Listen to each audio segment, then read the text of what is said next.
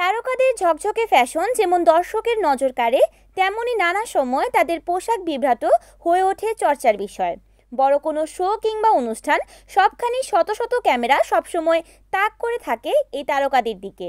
ফলে একবার কোনো অস্বস্তিকর মুহূর্ত ঘটলেই তা চোখের পলকে ছড়িয়ে পড়ে ইন্টারনেটে। ঠিক যেমনটা সম্প্রতি ঘটেছে হলিউডের জনপ্রিয় গায়িকা ও অভিনেত্রী জেনিফার লোপেজের সঙ্গে।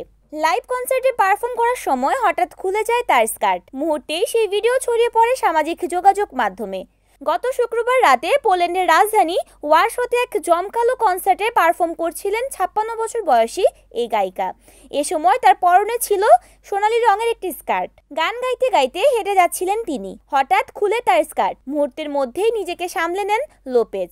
শুধু তাই নয়, স্কার্ট খুলে গেলেও নাচ থামাননি এ পপ তারকা। পাশে থাকা এক সহশিল্পী স্কার্টটি পুনরায় তাকে পরিয়ে দেন।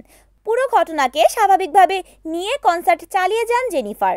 মঞ্চে আচমকা এমন ঘটনা সামলে নিয়ে হাসতে হাসতে লোপেজ বলেন, এ সময় যিনি স্কার্টটি তাকে পরিয়ে দেন তাকে উদ্দেশ্য করে জেনিফার মজা করে বলেন, তুমি এটা রাখতে পারো, আমি এটা ফেরত চাই না।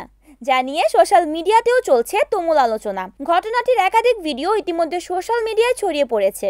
এর মধ্যে একটি ভিডিও ক্লিপ 24 ঘন্টায় 1.5 কোটির বেশি মানুষ দেখেছে। তবে লোপেজ বিষয়টি বেশ মজা হিসেবেই নিয়েছেন।